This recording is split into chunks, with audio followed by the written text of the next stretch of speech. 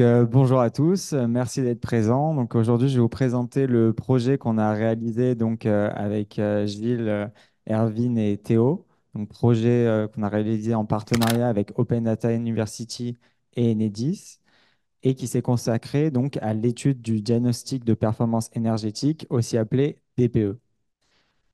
Pour vous donner un peu de contexte, donc d'abord, qu'est-ce que le DPE? Le DPE est un document qui évalue la performance énergétique d'un logement en France.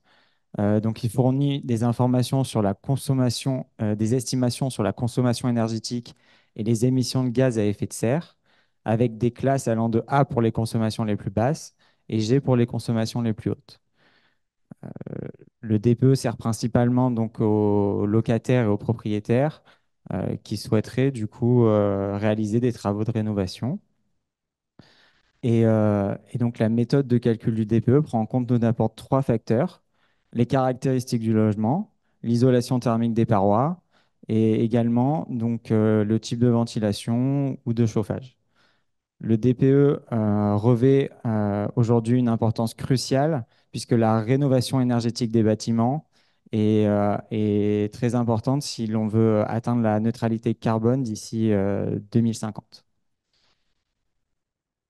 Euh, nous nous sommes posé deux questions au cours de notre projet. La première qui était: est-il possible de prévoir la classe DPE en fonction de la consommation électrique?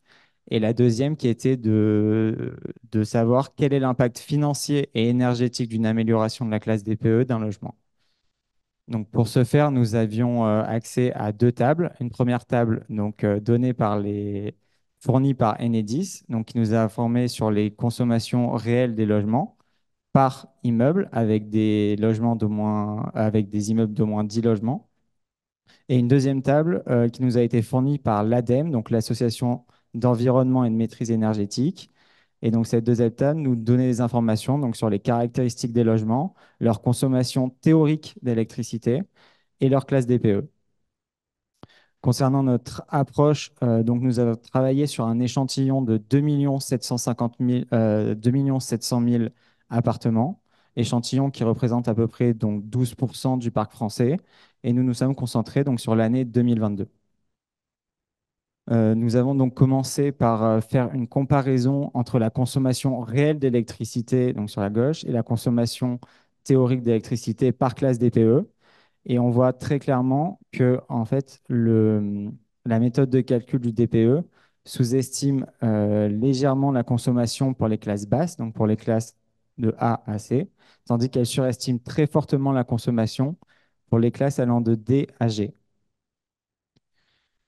D'ailleurs, si on devrait estimer la classe DPE en fonction de la consommation électrique, eh bien, euh, on s'aperçoit que plus de 85% des appartements seraient de classe A ou B. Nous avons donc ensuite voulu analyser l'économie qu'on pouvait réaliser en euros en passant de la classe G à une classe supérieure. Et ici, on s'aperçoit que, par exemple, pour un appartement de 100 mètres carrés qui voudrait passer d'une classe G à D, on a une économie théorique de 3 100 € contre une économie réelle trois fois moindre de 1 100 €. Encore une fois, l'impact des estimations hautes sur les classes G impacte très fortement l'économie réelle. Pour vous donner un exemple un peu plus concret, avec l'appartement de Gilles ici présent. Gilles a un appartement de 69 mètres carrés qui a été construit en 1980. Et on peut voir que sa classe de DPE est actuellement une classe G. Et pourtant, sa consommation réelle en 2022 était de 166 kWh, ce qui veut dire que si on devrait attribuer un DPE en fonction de sa consommation réelle, on aurait une classe C. Et donc aujourd'hui, avec les nouvelles lois qui entrent en vigueur, notamment en 2025, Gilles serait dans l'impossibilité de louer son appartement à partir de 2025, étant donné qu'il a un DPE de classe G. Et si l'appartement est déjà loué, eh ben, les loyers seraient gelés, donc il ne pourrait plus augmenter le loyer. Donc, en conclusion, la consommation électrique ne permet donc pas de prévoir la classe DPE des logements, notamment à cause de nombreux facteurs exogènes qui ne sont pas pris en compte dans la méthode de calcul du DPE, comme notamment le comportement des habitants, l'occupation du logement ou même encore le climat. Et donc, il faut bien avoir en tête quand même que le DPE n'a pas vocation à donc évaluer le comportement des habitants, mais bien évaluer la performance énergétique d'un logement. Donc, notre recommandation serait donc de coupler le DPE avec un indicateur qui prendrait en compte ces facteurs exogènes et pouvoir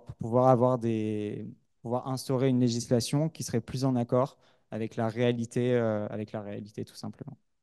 Merci à tous de m'avoir écouté et j'invite mes collègues à me rejoindre sur scène.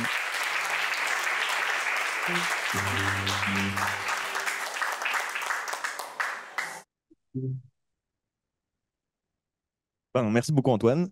Moi c'est Erwin et donc je voulais quand même remercier du coup toute l'équipe du wagon, toute l'équipe pédagogique et en particulier du coup Virgile qui est pas là mais qui nous a accompagnés ces 2 dernières semaines et Xavier notre mentor qui nous a accompagnés de chez Enedis qui nous a beaucoup aidé tout au long de ce projet. C'était un projet très intéressant et pas du tout évident et on a appris beaucoup de choses au cours de ces 2 dernières semaines tous ensemble et c'était vraiment un régal.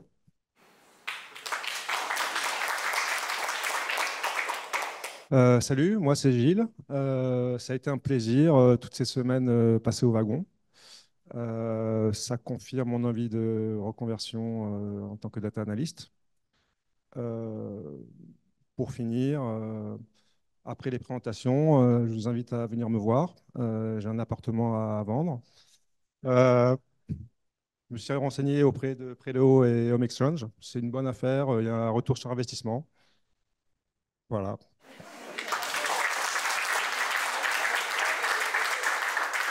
Alors moi c'est Théo, du coup bon, ça va être redondant mais je vais remercier tout le corps pédagogique ainsi que mes collègues ici présents pour m'avoir aidé et qu'on s'est entraidé pour ce projet qui était vraiment pas évident. Et voilà, donc je remercie tout le monde et également les professeurs. Voilà.